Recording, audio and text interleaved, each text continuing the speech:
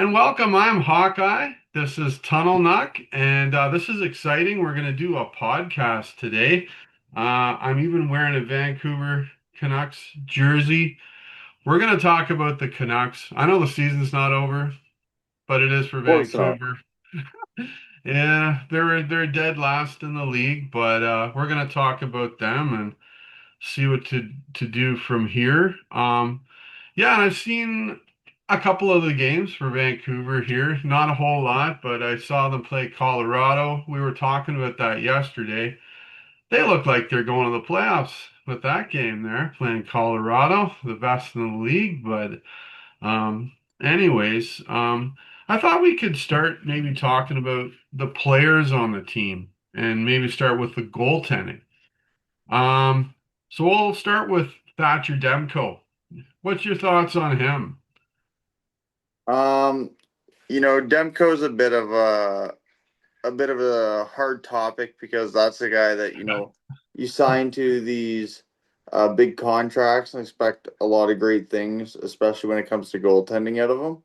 And it's Hmm. just not worked out for Vancouver. Everybody's seen the injuries that have come along with Yes. Demko, and it's one of those situations where you almost you know, he's one of those guys that maybe you don't sign to those big contracts or that you keep around for a long time just because, you can't really rely on him to be healthy. And if Hmm. you're going to make a playoff push like Vancouver was trying to, having somebody like him that you can't really rely on hasn't really worked out for Vancouver. Yeah.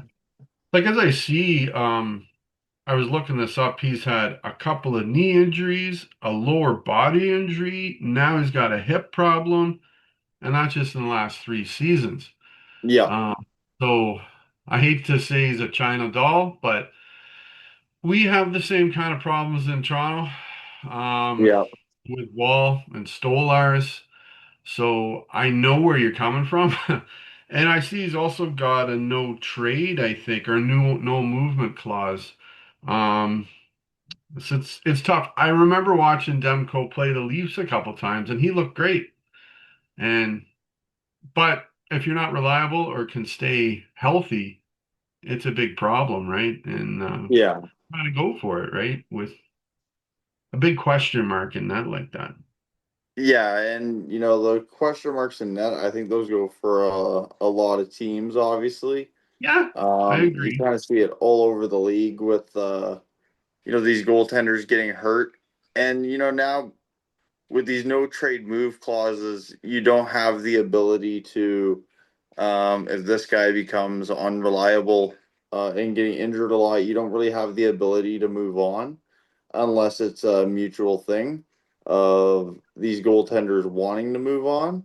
So now you're kind of stuck with this guy that's maybe going to play a quarter of the season if you're lucky. And if you're trying to make a deep push into the playoffs, that's not the goaltender that you want signed, obviously.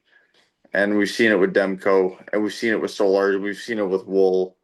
Yeah, Um, it just does not work out for the team. no. No, there's Kevin Lankinen.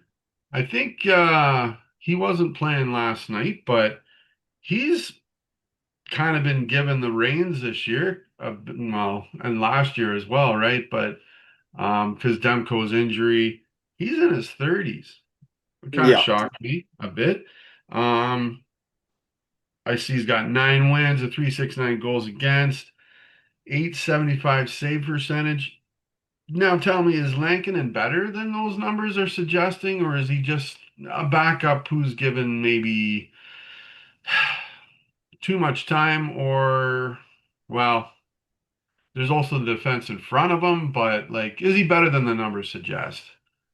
Lankinen is one of those goalies, and we have this problem in Vancouver, and I know I've seen it kind of league round, and it's not just in Vancouver where we needed him in a certain situation, and he came up, um, to try and fix the goaltending issues in Vancouver. And Lankinen was really good. I don't know how many people would have seen his push in the playoffs with Vancouver.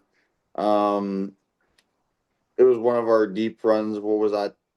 3 years ago, Yeah, I remember Lankinen that. came in and he was in net and he was really stellar throughout those playoffs. And then it's one of those situations where Lankinen kind of, he got the opportunity then this day with the big club in Vancouver. And, Lankinen is a great goalie, but then there are times where Lankinen is not the best goalie. Yeah, And I think it's one of those where,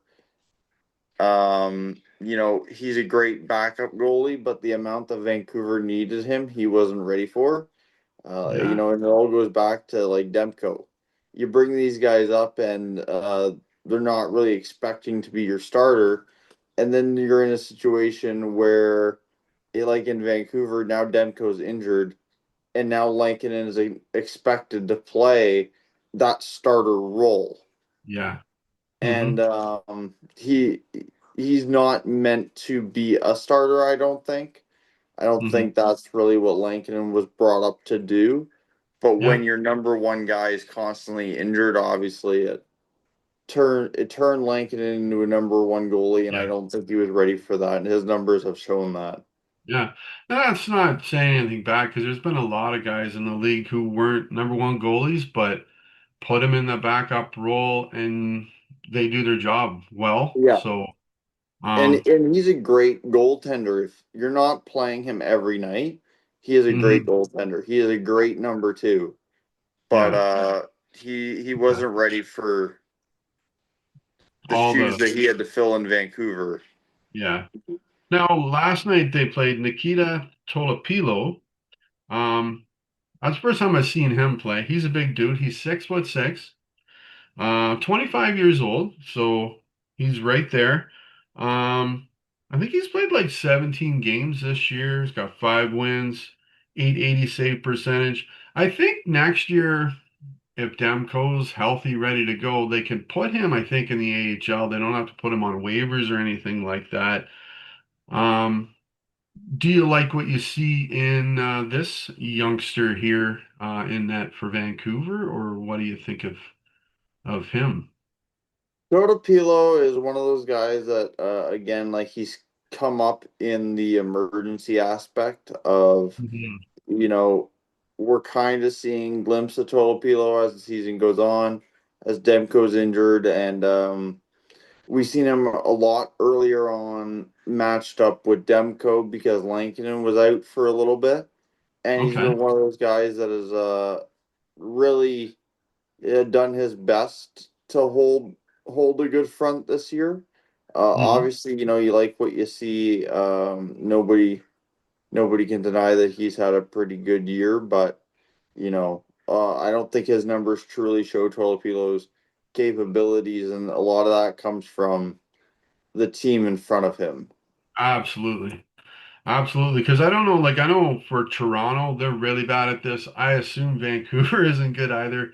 I don't know how many shots they're giving up a night, but if you're asking your goalie to come in and face 35 shots a night, you're asking for it. You're Yeah, not going to win very many games doing that.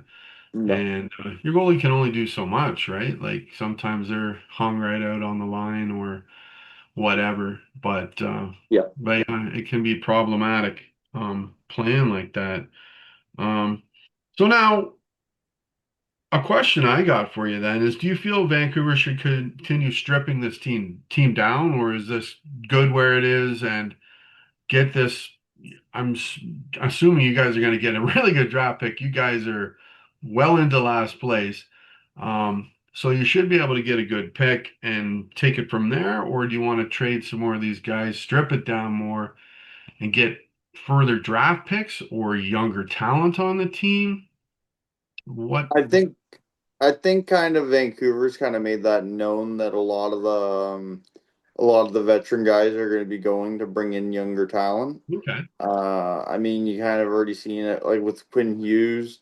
One of Yeah. their big concerns was, you know, we're not in retooling. You see a lot of teams, No. and they're still in the retooling phase. They're not really ready to fully strip it down to bare bone and Hmm. rebuild. But you've seen these success stories with having a younger team, and that's why we have players like Boom and Ogren and Yeah. Rossi and these guys coming Mhm. up is because it's worked out so well for some other teams. And Montreal is just one great example of Yeah. stripping it down to the core, going for draft picks, getting these guys, and building a great team. And obviously, you got to go through the hardships like a lot of teams has. But Hmm. right now we're even seeing it with Buffalo. How long has it been since Buffalo has been in a playoff spot, and they have a really young team right now, and they just Hmm. clinched the playoffs yesterday. So Yeah. I it's think one it's of been those, 14 years since they did it. yeah. That's a long And time. A lot of hard times there in Buffalo, but hey, they're going for it this year. They got a ticket to the dance, right? So, it's one of those success stories of it took them a long time, like 14 years. I'm hoping is not what we're in store for, oh boy, I but hope not. they took after the young team that they want to. What the NHL is kind of becoming now is forming around these young players and keeping a few veteran guys, and I think that's kind of what Vancouver's looking to do. Keep a Yeah. few older guys, mentor these young guys up until they're ready to take the reins over and see Yeah. what we're capable of. So a few names then. These are kind of big vets for Vancouver. They all got term on their contracts. First off, we got Brock Besser. I see he's played 10 years in Vancouver. Yep, he was drafted with them. Awesome. He scored 40 goals 2 seasons ago. He's still only 28, but he's getting close to 30 here. He's got 6 more years on his deal. Um, what about him? Do you think he would want to go, or would they keep him around, or what do you think about a Brock there, first off? Besser's difficult because last off season, obviously there was a lot of chatter around, Besser potentially leaving Vancouver, Hmm. um, and kind of, the team's direction and where they were headed, and I that remember maybe that. Besser, yeah, Sorry, I remember that because I thought he was gone. I thought he wasn't coming back, and then he was. I was like, well, that's good for Vancouver. Like he yeah, wants to stay there. and But I yeah, I think remember that. based off, and if everybody was watching last year, Garland signed, and then Besser signed right Hmm. after. And I think there was a commitment kind of from the core last offseason. Um, this is before the rebuild to give it a really good push this year. And I think there were high expectations, not only from Besser, but like kind of from the whole team on going Hmm. into this year. And obviously, we see in the beginning a rough beginning of the season, and these players that Besser kind of signed with and signed for ended up leaving. Hmm. And but I think that Besser genuinely he wanted to stay in Vancouver, and I think he's going to be one of those vets that played with the Sundin twins Yeah, that's able that's to right. carry that legacy on, and not many of them are left from that era. So No, there wouldn't. There wouldn't. And I see they're paying him 7.25 million a season, which I gotta yeah, say is not bad. no, Since from what I'm hearing, like the cap's going up and everything like that. So that's not a bad contract, but it's 6 years. yeah, So he'll be 34, right? Thereabouts when that contract comes to an end. But the next name is Jake DeBrusk. This is just his second season in Vancouver. I remember him with the Bruins. Good player, 40-time 20 goal scorer. He's 29 years old. He's got 5 years left on his deal. He's got a no move clause until the end of next season. They're paying him 5.5, which is really good. I think teams maybe that I've got a problem with their power play. Maybe he could put him in there. He might help you out. He's got 14 power play goals I see this year, I think. So what about him? What about DeBrusque? DeBrusque is one of those. I think he's really, honestly, a great player. Hmm. He's one of those. He is really good on the power play, and he does get you some of them crucial points. I think he's one of those players, though, that Vancouver's kind of said, like, hey, if something comes up and there's a good offer for you, obviously, with a no trade move clause, DeBrusque gets a lot of the say, but I think Hmm. there's kind of a mutual agreement there. They were trying to get he was one of the ones on the block before the trade deadline, and nothing came up that Vancouver liked, or I guess that DeBrusque liked either, and he's still here as of now. But I think there is kind of that mutual agreement that if something does come up, whether it's in the off season or before next year's trade deadline, that we do part ways from DeBrusque too. But I think he'll make a great addition somewhere else. Yeah, I think you're right. He'd look real good on a very good team. Yeah, He'd help them out. And then finally, we got Pedersen. Um, he's a four-time All-Star, three-time 30 goal scorer. As I see, he had 102 points 4 seasons ago. I remember that. I had him on my fantasy hockey team. yeah, He was a star for me. Um, Now, he's also scored 80 points twice, I think. Beyond that, yeah. I think. He's 27. So, he's not old, but he's got 6 years left on his deal. No move clause. They're paying him 11.6 million. Um, there's him, but what do you think of him? And then I'll have another question about him, unless you touch on it here about him, Pedersen. He's one of those. I mean, the kid is a great player.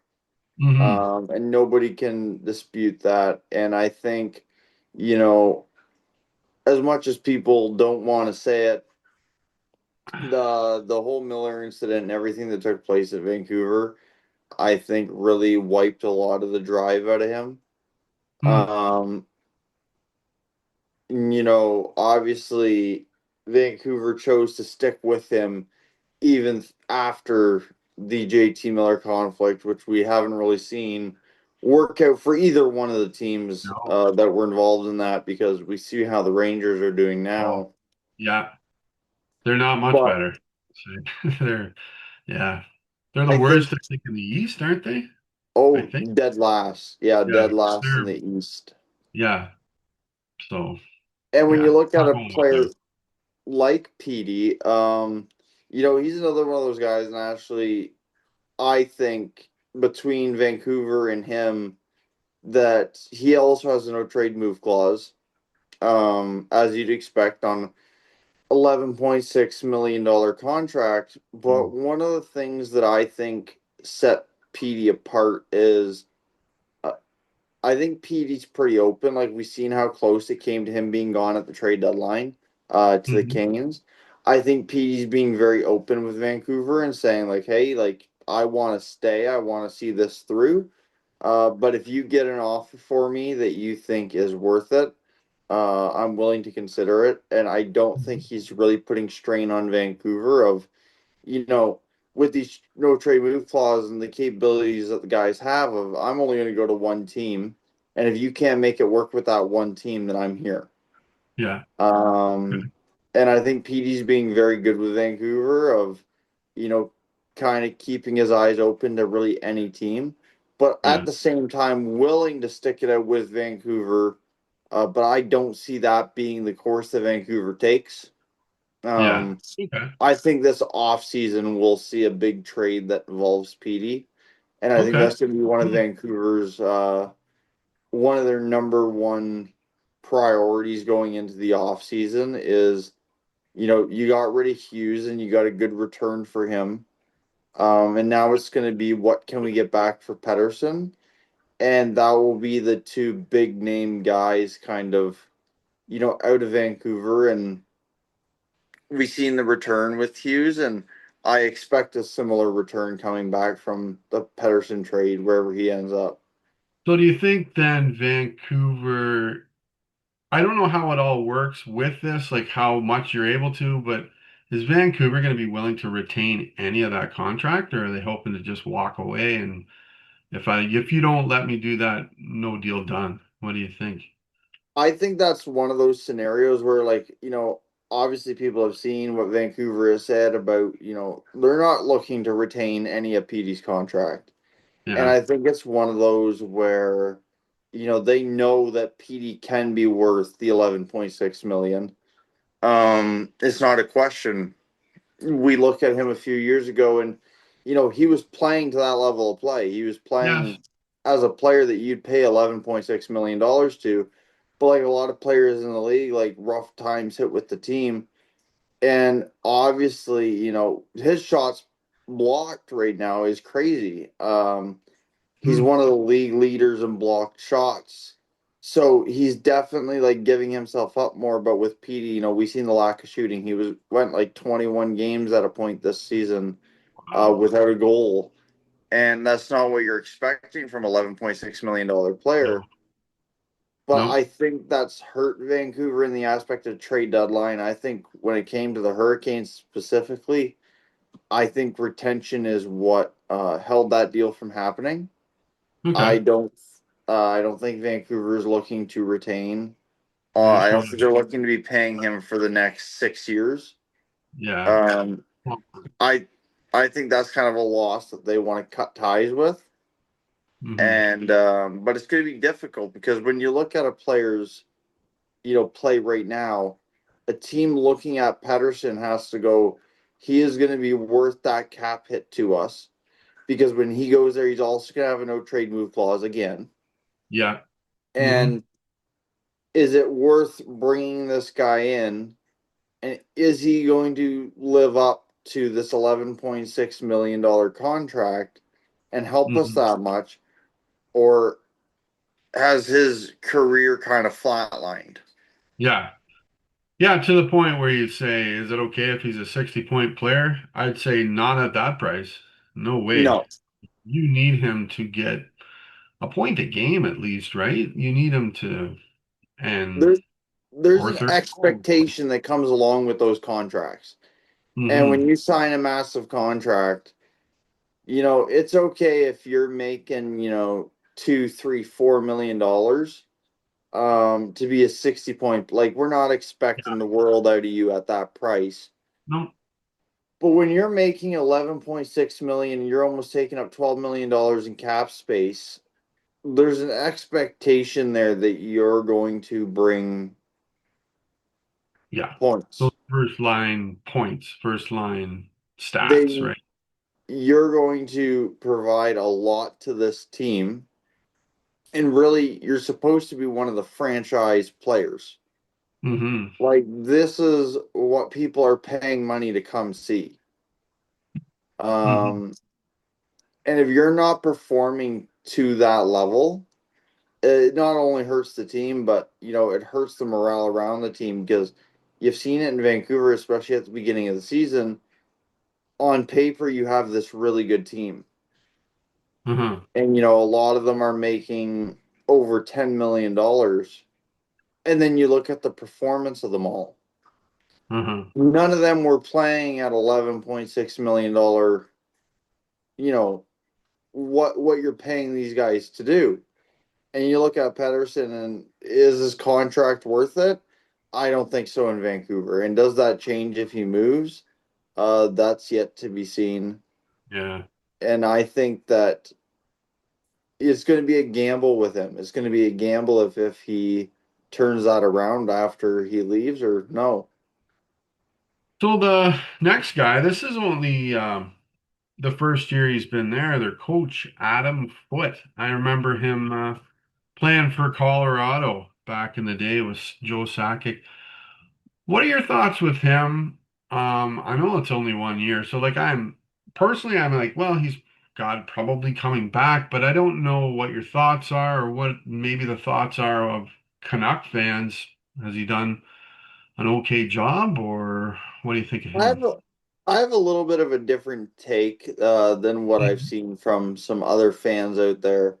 Obviously, he was assistant coach before he got the head Yeah. coach role in Vancouver, so he had already a relationship with all the players. Mind you, I Hmm. think that made it easier. Um, any coach that was going into the situation in which Adam Foote went into, you know, I think his job was purely to keep Quinn Hughes there. Yeah. I think Vancouver kind of knew that for Hughes, patience was running thin. It was make or break season. This was going to determine a lot about if Hughes stayed or goed, and obviously we've seen how that ended up. But I don't think you can sit there and say it was the coaching's fault this year or Adam Foote being head coach is the reason why the team is the way it is. I think it was kind of Vancouver was bound to hit a wall. And, after the JT Miller controversy and everything, we were bound to, you know, it was bound to stop somewhere. And I think we finally hit that wall of the team kind of realized, okay, like these guys clearly have lost the drive here in Vancouver. Mm. Um, Yeah. and it ended up to where it is, and you can't really look at the coaching and say, well, that's Adam's fault. If we had a better coach, the year would have turned out different, and we would have been in a playoff spot. I've heard the term that he kind of took over a dumpster fire that was already engulfed, and Maybe. I kind of think that's the case, and you can't Talk really. about that, right? So Yeah, and I mean, you got to give talk it to about like it. he's taken a lot of it on the chin, like especially from the media and stuff, and dealing with a lot of change himself too. And I don't see him sticking around after the season. I think they'll bring in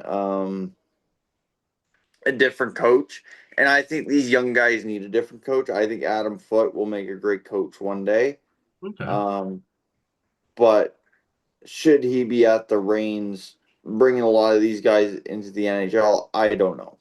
Yeah. Well, that's it. That's a kind of a end of season talk with Tunnel Nuck here, big Canucks fan. Um, Kind of give me an idea of his opinion on what's going on in Vancouver and some of those players. So as well, we're going to do one about the Toronto Maple Leafs as well. Their season's over too, and we'll Oh, talk about them as well in another podcast. So yeah, have yourself a wonderful day.